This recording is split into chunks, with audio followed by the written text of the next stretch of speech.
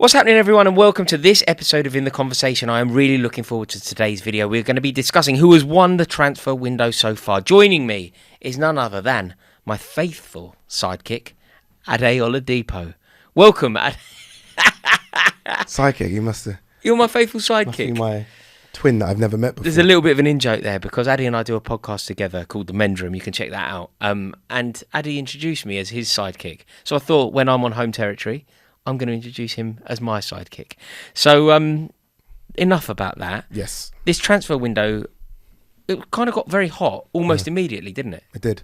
It was... It went bang. Yeah, usually transfer windows, they warm up, there's a bit of a ripple effect, things happen. But this one, it was just like almost immediately. It was like bang. And they were big moves early. Tottenham You know what? didn't No didn't big wait. major summer tournament. Yeah, do you think that that had a significant impact? Yeah, you normally wait until after the tournament to get the jobs done, don't you? Yeah. Who plays well in the World Cup or the Euros? Yeah. They didn't need to know that this time, so everyone just went in straight away with big money. Big money as well. Yeah. A lot of money's been spent this window. I think sometimes as well, once one club does it, for example, say Tottenham, they didn't slouch, did they? No. Tottenham went 100 miles an hour for key targets and basically got them. Excellent window for them. They're going to be featuring very heavily, annoyingly heavily in this video. Agreed. But surely the ramifications of that, Tottenham go heavy, Chelsea then say, hang on a minute, we basically finished a Rizzler paper above Tottenham last year. We need to be wary of them. They've been making all these moves. We therefore need to step into gear. That must have a similar impact on Arsenal. And then what happens is everybody else feels obliged to start making decisive moves. Haaland goes to City. Liverpool can't sleep on that. Darwin Núñez goes to Liverpool. Everybody has an impact on one another, don't they? Yeah, look, every one of the big clubs has done business, right? And big business. And look, I think Man United are going to do big business as well. I think we've slept on what they've done so far. But I think Frankie de Jong's going to come in. And then you chuck Eriksen into it as well. They'll do business. I think Martinez has come in. We wait to see how good, whether or not he's going to play on the left or as a centre-back or as a defensive midfielder. But I think every club has it's almost like Man City lit the torch paper with that Haaland deal. Everyone's like, okay, we've got to do something. We can't let Man City, who are the best team in Europe, I know they didn't win it, but they are the best team. We can't let them go Haaland, Calvin Phillips, and just sleep. And potentially they're not finished there. Julian Alvarez has come in already. There's potential that Marco Cucurella will end up going there. 100%. If they've got rid of Zinchenko, and it looks like he's going to go Arsenal, then they're going to get cover. And Cucurella's going to come in. Yeah. So they've gone big. They've gone strong. They've gone young. Yeah. That's the thing as well. Like, I know Calvin Phillips isn't the youngest, but it was Fernandinho. So they've gone at least 7-8 years younger than Fernandinho. Haaland, that's a signing for potentially 10 years. Cucurella's young. Yeah. So they've already started to get more legs in the team, which is How highly do you rank Man City's transfer window then? 9 out of 10. Maybe this is the game. Maybe this is how we work out who has won the window. Maybe. So you think that City's has been elite? 9 out of 10 is as good as it can be. I mean, I know that there's still question marks, and I know you like to kind of say, look, we don't know because he played in the Bundesliga. But if you just rewind your brain to 4 months ago, there was a genuine question, Haaland or Mbappe. And that was going around. It was like, who would you prefer to have, Mbappe or Haaland? I think that's still a question. The question isn't whether Haaland's a good player. My issues with Haaland, they don't really stem from, is he a good player? Can he score goals in the Bundesliga? Because there's no debate to be had. Yeah. My question is, and you could ask the same question about Mbappe. I think it would work, but you would be totally entitled to say, could Mbappe do it in the Premier League? Yeah, there is a bit of that. But the thing that makes me confident, and look, it's a confidence I don't like as a Liverpool fan, Pep. It's almost a bit like the Klopp thing, where I expect, like Núñez hasn't had the best pre-season. He will come good because of Klopp. Yeah. And I expect Haaland, who's already a superstar, is going to get better under Pep. It might not be straight away. It might take a while, like a lot of his players do. Like Grealish last season wasn't the greatest. Watch Grealish this season. Yeah, I agree. Watch him this season. Now Sterling's gone, watch him. Yeah. Watch what he's going to do. It's going to be frightening. And I think Haaland might take 4 or 5 months, and people might start, saying, he's rubbish, get rid of it. Watch what he's going to do 4 or 5 months into the season. Ultimately, when he's all said and done, he would have won 5 or 6 trophies, scored over 100 goals. And get a massive move to Real Madrid. Yeah. What about Liverpool? Are you disappointed with how your window has gone so far? Yeah, if I'm honest with you. I mean, and it's not just because of the ins, it's the outs, isn't it? You lose Sadio Mane. I don't, you know what I mean? That's what it is. Why? And do you know what, Addy? I'm not even asking you here. Yeah. Help me. Why is nobody making a big deal? Why is there not a furore over Sadio Mane leaving Liverpool? People are kind of just like letting him crazy. go out the back door. It's not a big deal.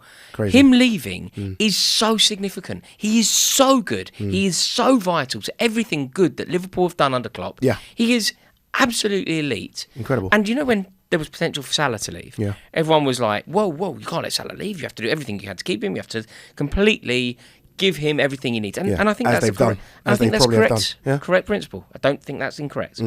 Salah is that. Yeah. But Mane is that too. Simply having Salah doesn't mean you don't need Mane. I find it crazy. I find it criminal. Especially you think of the second half of the season after the AFCON.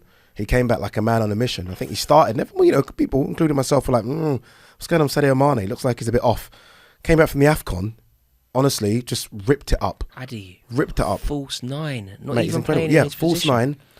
You know, when he's playing on the left, him and Andy Robertson have that fantastic relationship. So he's the one that's been, moved around. Salah's always on the right. And this, I think, is fair to say, regardless of how well it goes for Núñez, he's not going to be better than Mane was last season. Impossible. If he has half the Liverpool career that Sadio Mane He's an amazing. has, he's amazing. He's great. He's amazing. You're getting 20 goals a season from a left-sided player But who this doesn't is the seem to problem. moan. Liverpool have this transfer window, in my opinion at least, and correct me if I'm wrong here, I'll correct you. Go but on. I think that Liverpool are going into a season weaker than the season that they finished. You know what the interesting thing is with transfers? 9 times out of 10, that's a poor stat actually. Most times they take time to settle in. Doesn't work straight away. Liverpool might benefit from the fact that it isn't a big upheaval when 5 or 6 players are coming in. They've all got to settle in, and you fingers crossed it all just gels. That's a squad now. It's been together. Majority of that squad 5-6 years. Yeah. So it's almost a squad that's ready to go. There isn't that much change. Yeah, I and agree even with if it isn't Darwin Núñez, you can start the season with Diaz, Jota and Salah, and we can go. Well, there's Jota's out, isn't he, as well? Jota's So you see the hamstring, problem. yeah. See the problem. And like... That what I scares will me. never- You know what that problem scares me? Because we got rid of Minamino and Origi. So then it's like, we've got... and the midfield. Do you know, but I'm okay with it the midfield. changes completely with...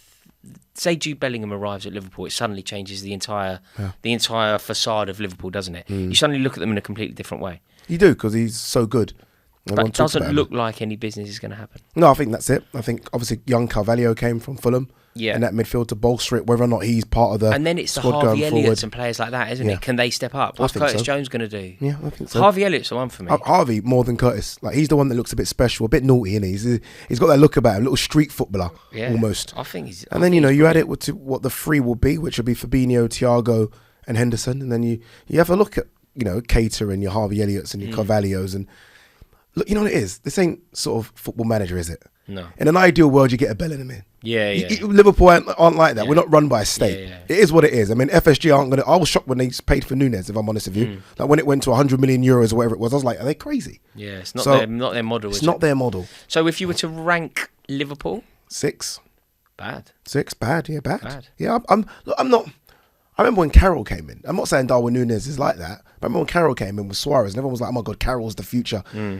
I need to be proven wrong about Núñez. Yeah. Because I'm not convinced because of what he done in the Portuguese league. There's a few leagues up. Okay, so 6 for in Liverpool. terms of the like Man City front runner so far, Liverpool we've discussed. The team that I think have run away with the transfer window, Go on. it's Tottenham Hotspur. Yeah. Tottenham Hotspur. Yeah. In terms of levelling up, they have done something that I didn't think they were capable of doing. Why? Because they've Financially, never okay. done it. What they've done is so impressive. And They've never had a manager, sorry to cut across you, No. as good as Conte. No, but they thought they did when they had Pochettino. Yeah, I guess They thought they did. when They had didn't. Mourinho. We know they didn't, Yeah. but they thought they loved him. There's levels to this Yeah, game. yeah. And he's obviously come in, and look, as much as we talk about Daniel Levy, and it's funny, name drop here, speaking to Harry Redknapp the other day, and he was like, you know what, I can't do his voice, I was going to try. He said, Daniel Levy does spend money. Where were you talking to Harry Redknapp? I had to speak to him for Women's Euros and something about the 12th man, a sponsor for Heineken. Right. He came on and he called women's football rubbish 20 years ago, Ade. And I was like, okay, we need to maybe stop the call now. So Harry Redknapp anyway came in, obviously former Tottenham manager, and he's had conversations with Daniel Levy and he's willing to spend the money if it makes sense. No, but that's a problem because spending money to be a brilliant football team has to not make sense. To Yeah. be brilliant Yeah. has to not make sense. Has to be crazy. For example, it didn't make sense for Chelsea to sign Wayne Bridge, but we signed him anyway. It didn't make sense for Chelsea to sign Joe Cole. We had Varane. Like, why are we signing him? Yeah. But you signed him anyway. Yeah. It has to not make sense. That's when you do something brilliant. And to be fair to Tottenham, this window, they've done something that doesn't make sense. What they've done is sign Richarlison. And it doesn't make sense because what they've never done before is strengthen positions of strength. You know what, though, yeah? I was watching a pre-season game, and they did do, and I think everyone expected it, but, you know, Richarlison does play on the left for Everton, and even for Brazil, played on the right. So they came through the middle, Son, Richarlison, and I can't lie, it scared me. But this is the thing. Scared me. You know, previously, you know when they've improved in the past, or not necessarily improved, they haven't improved, but you know when big signings have come in, they do it for a reason, not to improve. They do it to replace. Yeah. So, for example, they signed Lo Celso for a lot of money. The reason they did that was because Eriksen had left. Yeah. They signed Romero. The reason they did that was because Alderweireld had left. Yeah. They replaced. What they did with Richarlison has made me redefine Tottenham, because what they did with Richarlison is they brought in a player that they didn't need. They didn't need him.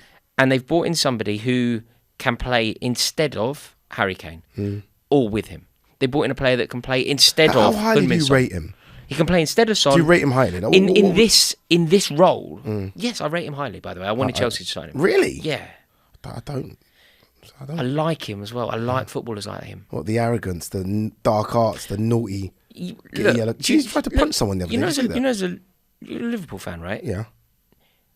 The way that Richarlison played against Liverpool and embraced the rivalry on Merseyside, I love to see. Okay. I guarantee you this. You want to hear a prediction? A guaranteed prediction. This isn't even a prediction. This is just a fact. Richarlison scores against Arsenal at the Emirates. Just does. Why? Because he scores in those kind of games. He thrives in those sort of atmospheres. He will immediately become a darling of Tottenham and an enemy of Arsenal. He will immediately become that because that's who he is. He did it with Everton and Liverpool. He embraces the rivalry and backs his team. I also think, right, sometimes football is actually a very simple game. Being hard is important. Being up for a fight is important. There is a dueling aspect of football. There is a gladiatorial aspect of football. Yeah. Sometimes you have to fight. Tony Adams' book, which I believe I know you've read because I've seen it in here. I don't know where it is. But in Tony Adams' book, he talks about that, and he said you need 4. And he said it didn't matter at Arsenal because we had 11. But he said you need 4 that you know will go with you in the tunnel. You know, it's going to be interesting to see if Richarlison and how mentally, because I still think he might be a bit fragile there, could be wrong, but it's going to be interesting to see how he handles not being the main man. And not even being the second main man, because we know it's Kane and Son. But he plays for Brazil. So he does play for Brazil. He's used to but being... he doesn't start for Brazil. You know, he's happy to be in the squad. I remember when he got announced and the way he went, you know, all his family went crazy. I remember seeing the video. So it's going to be interesting knowing that he's not that guy. And that's going to be interesting. See, I think you're phrasing it as if it's potentially a negative. No. I think it could potentially be a positive. Some people want to be like, this is a very weird sort of analogy here, but there's a guy called Russell Westbrook, plays for the Lakers.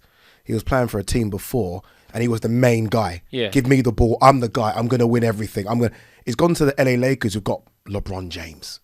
He's no longer that guy. Yeah, so he has to be the B-side. He has to be the B-side, and he's been awful all season because he's no longer relied on to, winning. And I just wonder with Richarlison, who is literally Everton's main goal threat, main go-to superstar, what's it going to be like when you don't have the amount of possession he normally gets? Because let's be honest, if you're Basuma, you're looking at Kane, Son immediately. You're not thinking you're looking, give it to Kane, give it to Son. I think this is up to Conte. Yeah. Conte needs to make it work, and I think he will. Yeah. But in terms of bringing him in, I think it's a brilliant signing and a statement and changes the way I feel about Tottenham. Yeah. They then went and signed Basuma, who is just class, absolute class. Yeah. Like a diamond midfielder. Yeah. Gets into any squad in the league. Any squad. Agreed. Any squad is happy to have Basuma. Agreed. He's at Tottenham. Yeah. He's at Tottenham. Like Perisic. Good squad player. Good player. I mean, experience. They're in the Champions League. Player. They need a bit of that. You need that in the changing room. Jed Spence now, it's a really impressive season, and this is the difference, I think, for Tottenham. They are so much better than they were last year. You know what's crazy about this? And look, I'm not having a dig here because I think I think Jed Spence is going to probably start in front of Mac Doherty. Eventually, he'll get in. Richarlison will start. Basuma will start. None of them are starting for Liverpool. So when people talk about I think Basuma it's Fabinho, isn't it? It's Fabinho. It's Fabinho. You're not gonna. No. But I think if you look at the three, I think Basuma could definitely rival Hendo at certain points. At certain points, can't take your captain out, can you? The leader. Yeah, you know, your captain, whether or not he's a 6 out of 10, as soon as he puts that, he's your No, 9 out I of 10. rate. Look, So as big as those signings are, like would those signings start for like? Because when we're talking Tottenham now, we are talking about bridging that gap now because people are having serious conversations about them really challenging Liverpool and City, or at least bridging the gap. And I look at it and think, okay, will those 3 start for the other 2? No, but that's not the only way to look at it, because I would say that, you know, if you look at the Tottenham midfield, I don't think many Tottenham fans would be desperate for Henderson, for example. I think, look, everybody knows how highly I rate Henderson. I have big arguments about how highly I rate Henderson on the kickoff. But that isn't simply a correlation for that, because I would say that Rodri's brilliant, but Liverpool fans might go, we don't need Rodri, we don't want Rodri, we don't need him. He's phenomenal. Yeah, but if you go, you're he's not better than Fabinho, you could say that. It's 1A, 1B. Yeah. So I'm not swapping like that. Yeah. So simply getting in the side isn't necessarily. But what I do think is, this Tottenham team, for the first time, I think, in my life, that I've certainly been aware of football and been and consciousness and having a consciousness around the game. This is the first time I've ever genuinely believed, like even when... Believed what? That they could finish... I don't think it's... I think that they are capable of anything, and I've never thought that. I think you, Mr. Jennings, are crazy. It's because of Antonio Conte, though. I get that. And surely you just have to go with what history has taught you about Conte. Maybe so, but again, I mean, and we spoke about this. I said, but who are the other 2?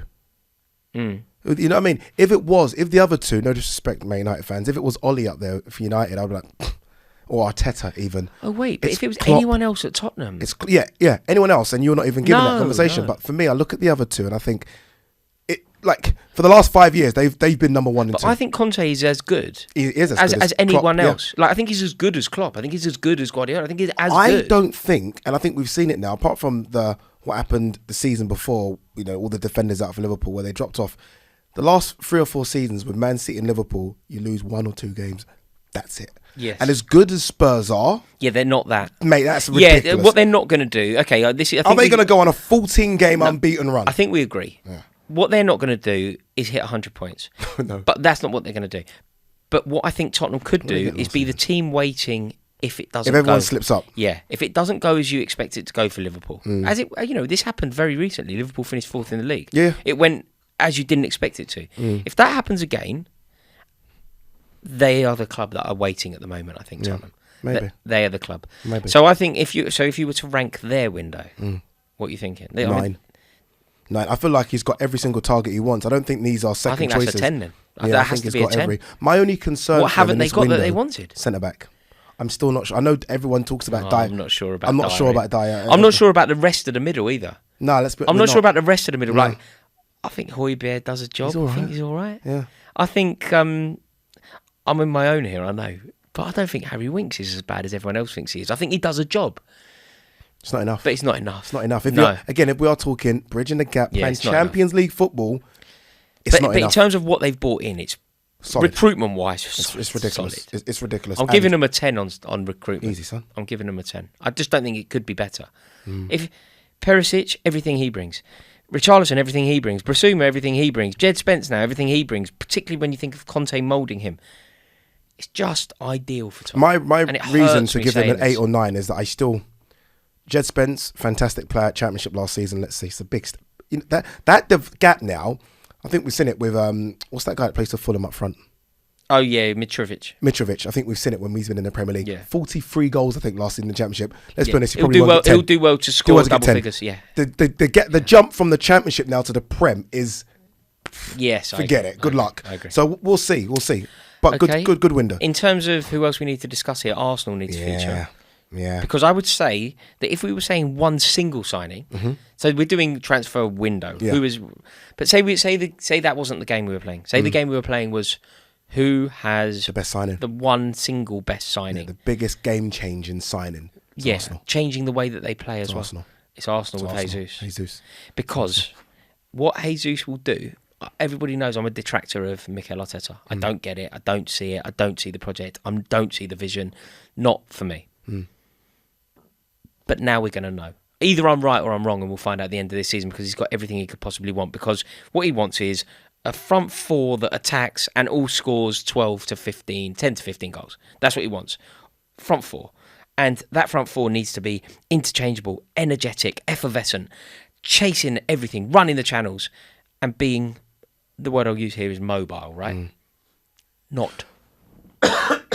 Holding it in, sorry. The word I'll use here is mobile. Not Lacazette. Yeah. So in terms of just everything that Lacazette isn't, Jesus is. So therefore, now we will know, has he got it in him to play the system that he wants to play? He's got the players that can do it. Yeah. And is the system correct? I think that Gabriel Jesus is probably, I'm very happy with Sterling, we'll talk about imminently, by the way. But I think Gabriel Jesus is probably the best signing of the window. Yeah, he's solid. Changes their everything. Fantastic player. And look, I mean, it looks like they're going to get Zinchenko as well, and they're desperate for a left back just because of the issues they've been having, their injuries and so on and so forth. But Jesus is, it's no disrespect to Nketiah, who could come good. This is a kid. Well, I say he's not a kid. I think he's like 23. No. He's not a kid anymore. But he's better than that, and he's better than Lacazette. He's actually better than both of them combined. Yeah. You're getting a guy that's a winner, so he's got that winner's mentality of, we win every game. Well, we don't lose here. What's going on? Remind you when you said about Lingard going to West Ham, I'm a winner. And we saw it when he went there. So I think Jesus has got that. I think it's big seasons for the people around him. Emil Smith-Rowe was in and out of the squad in and out of the starting 11. How good are you now? Are you going to cement that place? Is Saka going to go to that next level? Because he's been a bit hit and miss for me, Saka. Sometimes I look at him, I think he's a world. He's a very popular player. He gets a lot of praise. Yeah. But in terms of the output, we see it. I need more. We see it, but we don't see it often enough. Do you know who else? I think he's a glorious footballer. Odegaard. Why does Odegaard not score any goals? Yeah. Like proper. I mean proper numbers. No, but I said that about the footballer he is. I said that about Thiago. Why has he not scored? Thiago Alcantara looks like he could ping a ball from 40 yards into the top corner. Why doesn't he? I have no idea. But Thiago Alcantara is slightly different to Odegaard because Odegaard really is involved in the attacks. Like, don't get me wrong, I know Thiago is, but Thiago's responsibility and your responsibility as a midfielder at Liverpool isn't to score because you have a front three that do that and you do it so well.